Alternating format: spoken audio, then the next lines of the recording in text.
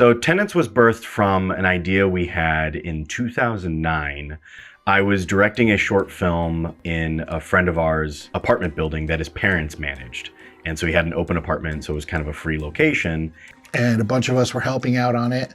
And afterwards, we were just sitting around, just relaxing, drinking, whatever. And Sean Messler said, hey, we should do like a bunch of shorts and just like redress the apartment. we should do an anthology. And I was like, that's a great idea. And so we got some of our friends together and we started kind of talking about it. We started calling it Tenants, and we came up with all these different ideas. And it was really just like a loose gathering, closer to like an ABCs of Death, where there was no through line necessarily. So after our initial meeting in 2009, Yeah, that was it. And then just sat there gestating for 13 years. And then every once in a while, I'd be like, we should do Tenants. Sean really kept the idea alive. Anthology started becoming big again. And I was like, we have this idea, Tenants, it's just sitting there. I kind of always had it in the back of my head of like, that would be a very easy, famous last words, film to make for like a moderate to low budget. And then a company I had made Psycho Storm Chaser with, they wanted to make a horror movie with me. And so I presented them with a bunch of different ideas, and Tenants was one of those. And they really responded to that. And they were like, we love this idea. We want to make it. All right.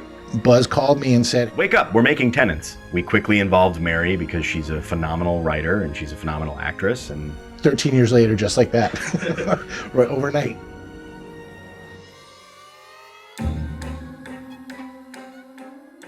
When I had written it, and I just kept seeing how like people were just like willing to do anything just to get a role. And I was like, what would that be if like your face is like your moneymaker? And what happens if you get the role, the chance of a lifetime, but something outside basically fucks up your face on the day this is going to happen? And how far will it go? When we cast Krista, she just got it. I just knew like from her tape and then interacting with her, she just had the vibe that I wanted. She got the humor on the page and she brought that to her performance. I just think the situation itself is ridiculous that she has like this chance of a lifetime, gets this rash, now the rash grows. And the whole concept with the William character was to be the guy who would do anything to help her, and she's willing to like kill him if it's going to help her. I didn't really have to try very hard to be William. And then once we were on set and I had Krista to work off of, it almost felt like I was cheating because I didn't have to do much. It was like, I just felt who he was. And it was like, here we are, I'm William, let's do this. So as the day was going on and we were doing more takes, the makeup team had to come in and make the rash worse. We knew we had limited time to do it, so we decided to do it in stages. And we knew that we had to go back to stage 2 in order to make it look like it was healing. And the makeup girls, Caroline and Chelsea, they did a fantastic job with that.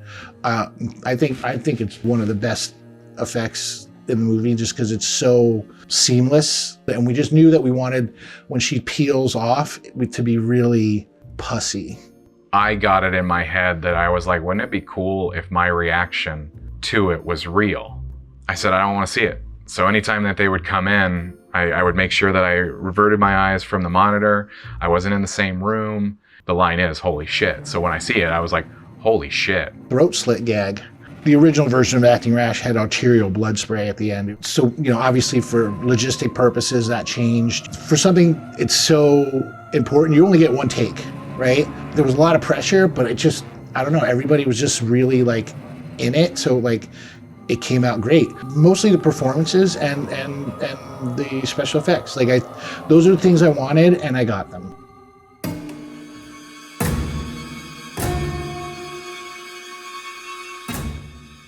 Will Na is, without a doubt, the most important piece of the film because it is the one that, in its truncated form, is going to give the most diverse, which is very important these days, reaction in the audience. While everything else in the film is crescendoing into supernatural and ultra weird and horrific and leading you through a labyrinth of terror to a minotaur of horror, Nah was all about showing the most banal realism, but then giving it just that little bit of uncanny valley that would truly terrify you as a person in the real world. And in that, what I have done with Nah now sets it up for every other story and director to be able to hit you with maximum horror. They could have gone to 10. Because of Nah, I allowed them to go to 11.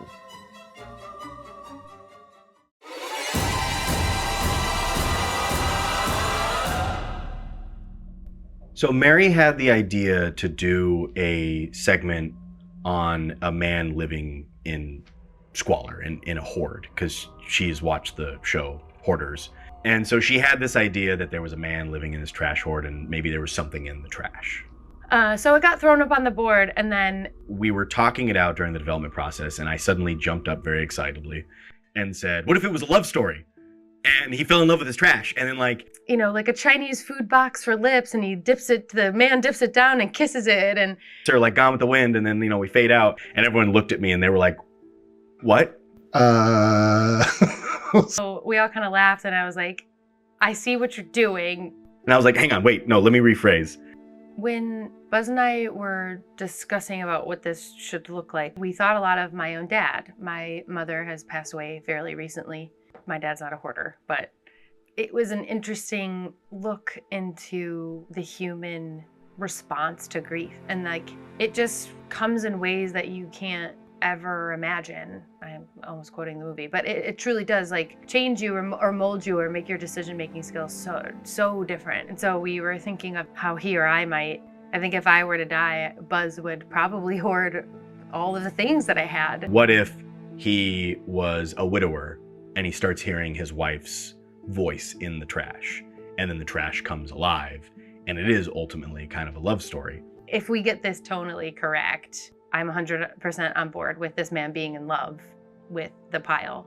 So the trash monster for me was that it needed to look like literally it could rise from just a pile of trash. And so I really wanted to get this effect that if whoever was wearing the trash suit, if they were squatting down and you just looked at the room, it would just look like another pile of trash. And I thought it was really important, at least for the horror of it, is that you were looking at something and then it became something else. So for the hoard, it was important that it was just, you could easily put it on, and that it somewhat had a humanoid type shape. Allura, our production designer, who's brilliant and a genius, and I hope everyone in this documentary says that over and over again, because she's my Swiss Army knife. She's my secret weapon. I usually like to walk the stage of the set to get familiar with things. And Buzz was so proud of what they had accomplished. He's like, no, you can't come in. You can't see it. I want your reaction to be pure. I want your reaction to be honest when you go in there. So when I first walk in, I'll never forget. I was so taken back by what they had done. I couldn't get my line out. The wonderful set design by Allura. She did a wonderful job. If it had smelled, I probably would have thrown up. Thank God it did not stink. So when I first started writing Hoarder, I knew the roles needed to be played by Miles and Aqua. And I said to Mary that if they couldn't do it, I was going to pivot and change the segment. I was not going to do it without them. Like the two of them just so perfectly embody what was on the page. I was deeply appreciative and flattered. He reached out to me and said he had something that he thought that was right for me. And when he told me about the story, all I could do was say, yes, thank you, yes. Jude was out of touch, but he didn't know it. His grief in missing his beloved was overshadowed by denial and self-delusion. Like, oh, I'm fine, it's fine. He can't even smell the funk in the house. He couldn't even see the flies. It's like, oh, what's the problem? And Declan, he's not coming out of a place of malice. It's all out of love. But I'm just sitting here. I'm just like, I'm an asshole. My God. This is your father who's lost your mother, and it has crushed him. Your dad's suffering. You need to help your dad. You need to throw your dad this lifeline. And if you don't,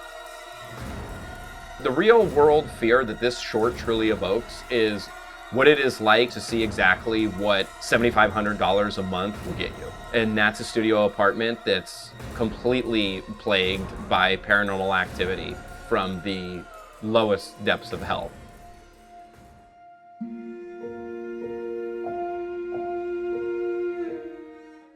I really wanted to make sure that I was understanding Tara's character. It's one of the most terrible things that you could ever go through. So first step came down to the script. Number one, Mary is so great with this script. Losing a child has to be like number one worst thing that could probably ever happen to you. Like it just has to be. I think people resonated with that one. Anybody who's been in a long-term partnership, who has had a drag-out fight, can relate to the way that these people are arguing with each other and just completely not connecting any longer. I wrote the part for Tara. I just thought she could have the emotional chops as an actor to bring it. I don't think there was really any boundaries for me and Yvonne. I think it was, let's just play with both of the characters, come out and see what you bring to the character. And if we need to change something, we'll change it. We always got the direction that we needed in case we were like, is this enough or not enough?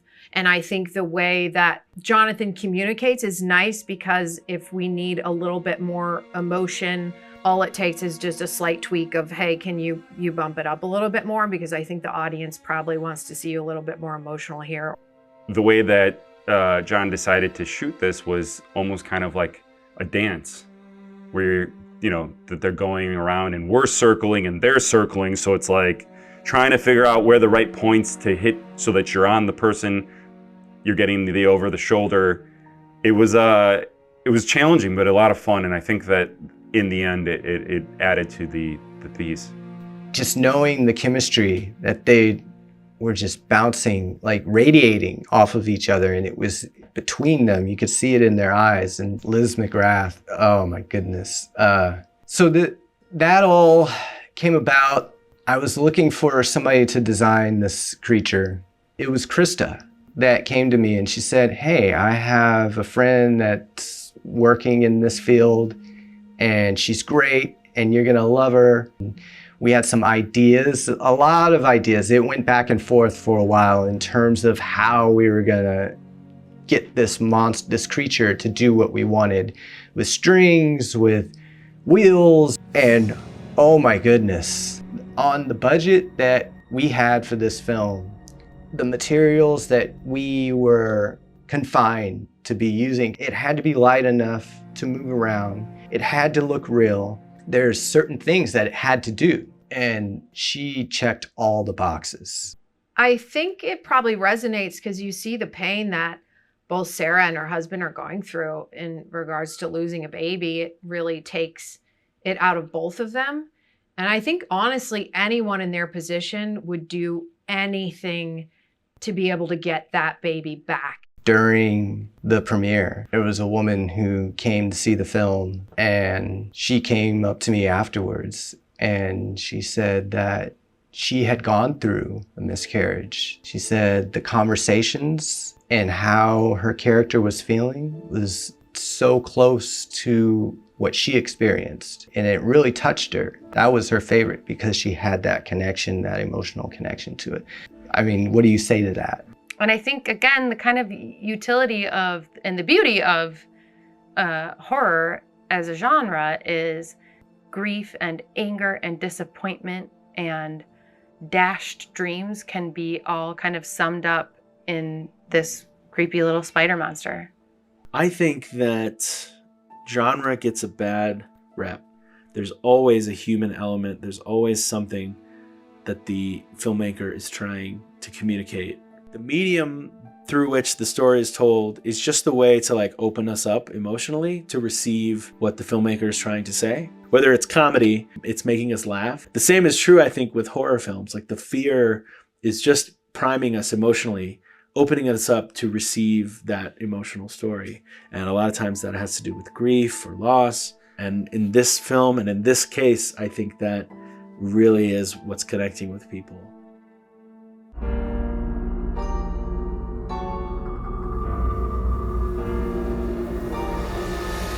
I think that is just an honor to be a part of this project. And that's all I have for questions, but I'm a little starstruck. Can I get a selfie? Of course. I mean, the Nas brought on so much.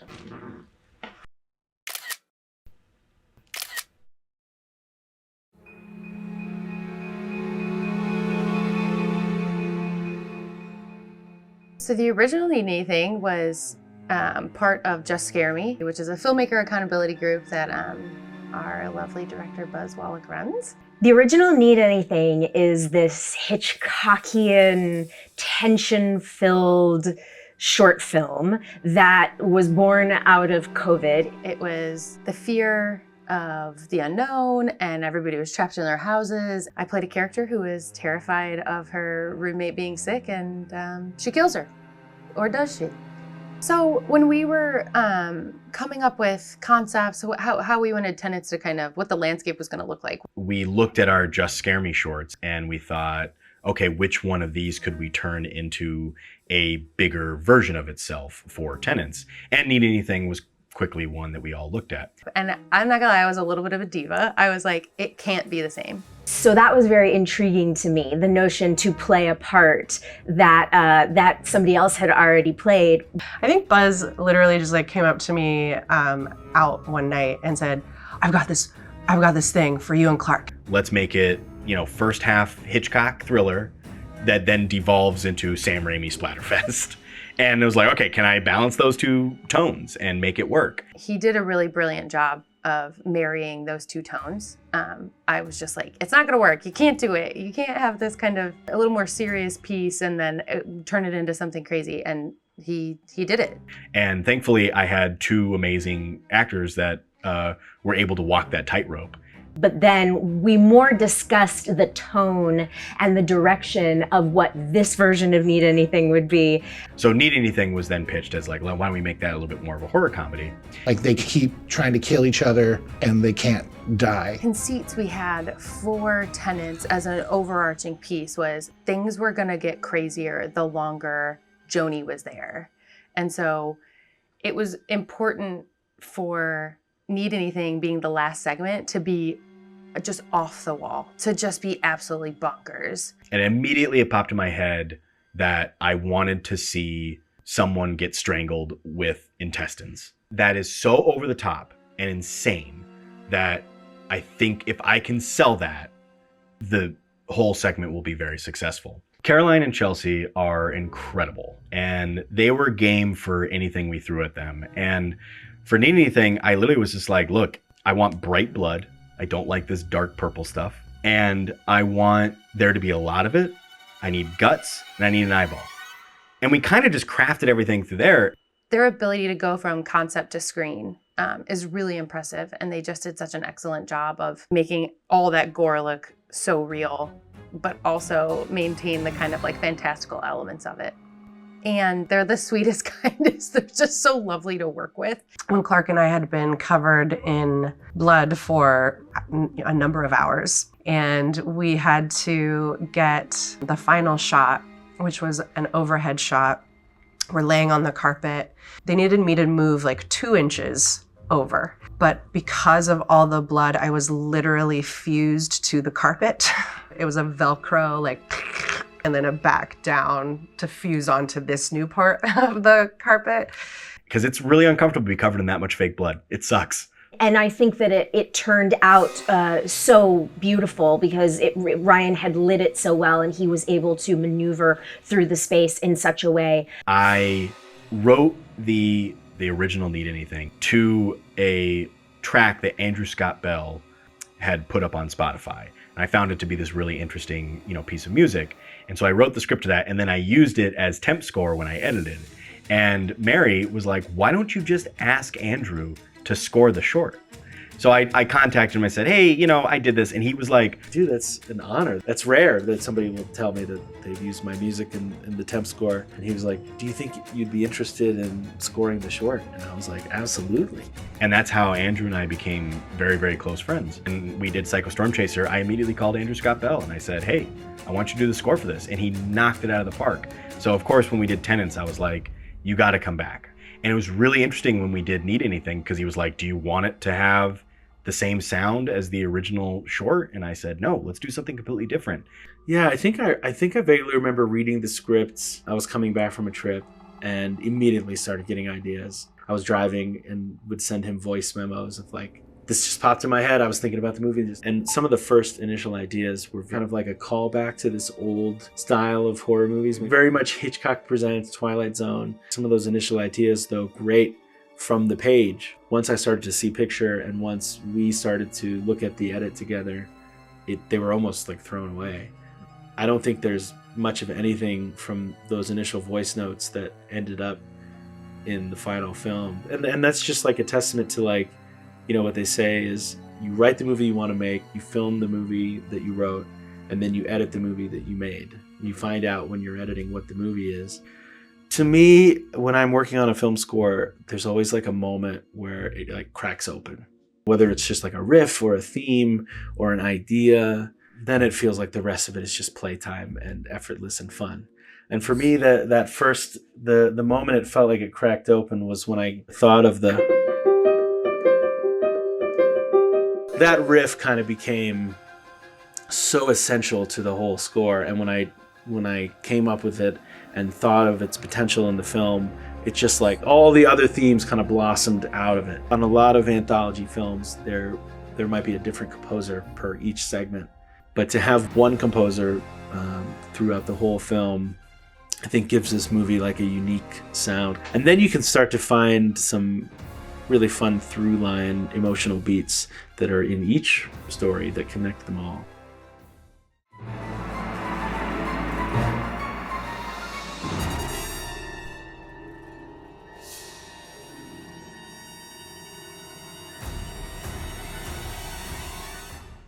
You guys really liked it?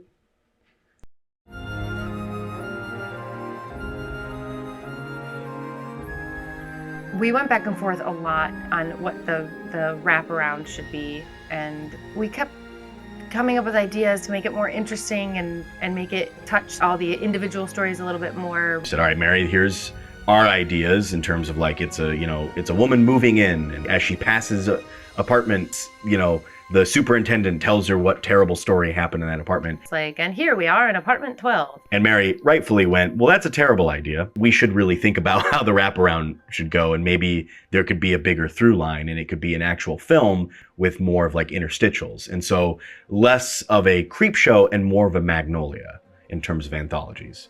And yes, Magnolia is an anthology film. The initial idea for You're Not Supposed to Be Here came from Mary's nightmare. She literally woke up one day and told me that I woke up in like an amniotic sac on an apartment floor. And that was just kind of where it started. I said, yes, throw out the other one we came up with, that. Just use that as a jumping off point and go. All the intricacies of You're Not Supposed to Be Here is very heady, and there's a lot of sci-fi and fantasy mixed in with the horror. And really a lot of that is just Mary kind of coming up with her own rules to abide by and not putting it necessarily in the movie. There are rules to how Joni traveled to this other dimension, to what the Seeker is doing. And some of that is revealed in the climax of the film, but a lot of it is kind of, played close to the chest. But there are rules. It's not just thrown out there for no reason. The runes and the symbols and that kind of stuff, actually, they are Norse, and they mean different things. Travel, time, love. I've always, I think, been interested in multiverse, and I know it's like so cliche now because everybody knows multiverse, but I love the rooftop scene with Joni and her sister.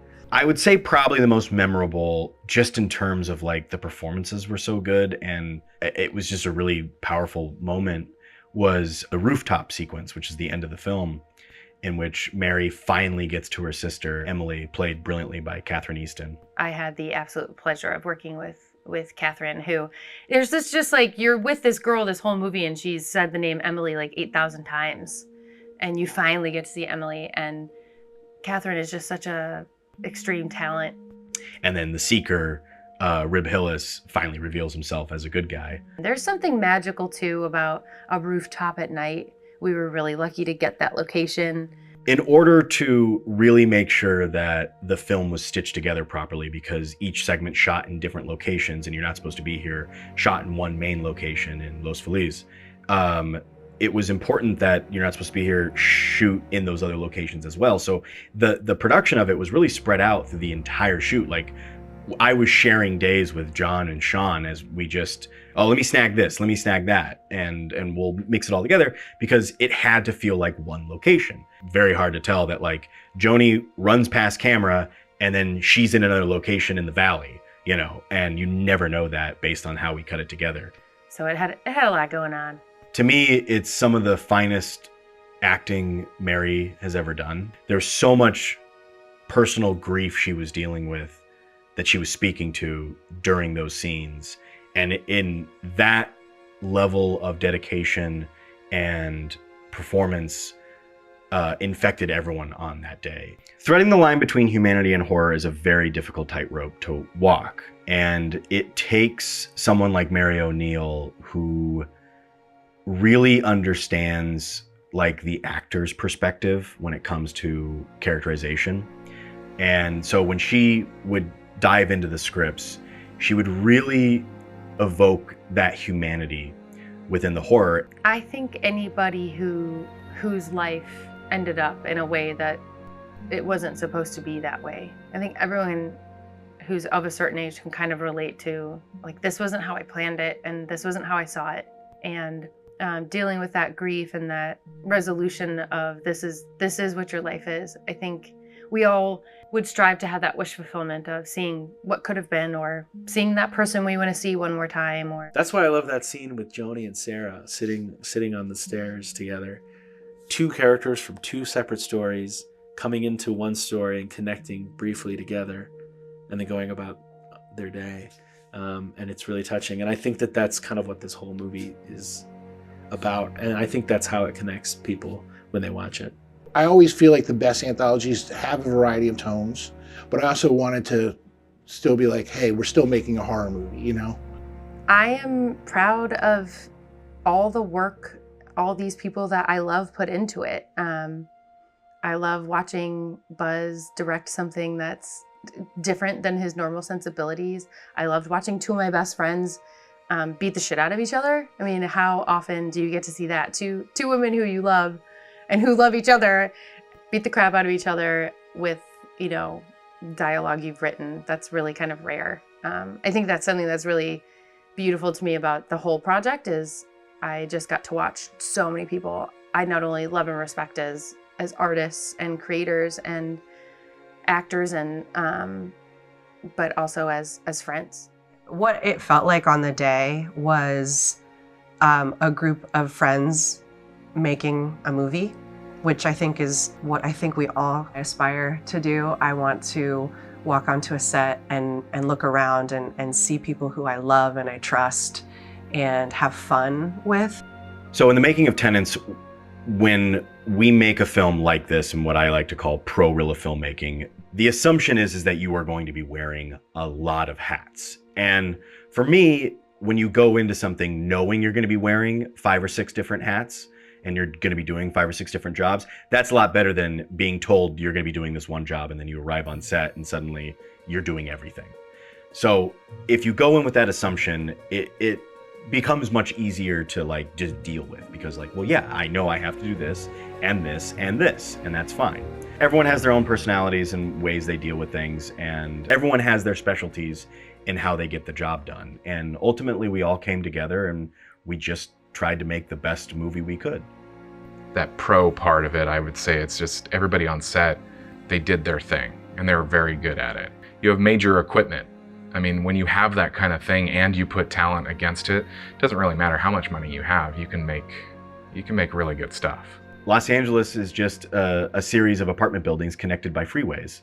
So it made sense that we could just, you know, find filmmakers, give them, you know, a couple of bucks and be like, go make something, and then, you know, go from there. My role as composer is often kind of a lonely one, in that I sit in the studio writing, and then I get to go to the premiere and meet everybody. But this film, I felt like I already knew everybody because we had worked together on other projects, or we run in the same circles. It was really like a come together community moment of friends making something together for the joy of making something together. So I did not have that feeling of like, it's just me in my studio writing, because it was such a large team of people to bounce ideas off of and work with, then I just want to say that it was a joy to work on it with all the people who worked on it. And I loved working on what felt like a family picture of a bunch of friends making something together. And I hope that that comes across on screen when you watch it at home, that you feel like we all had fun making it, because I think we all did.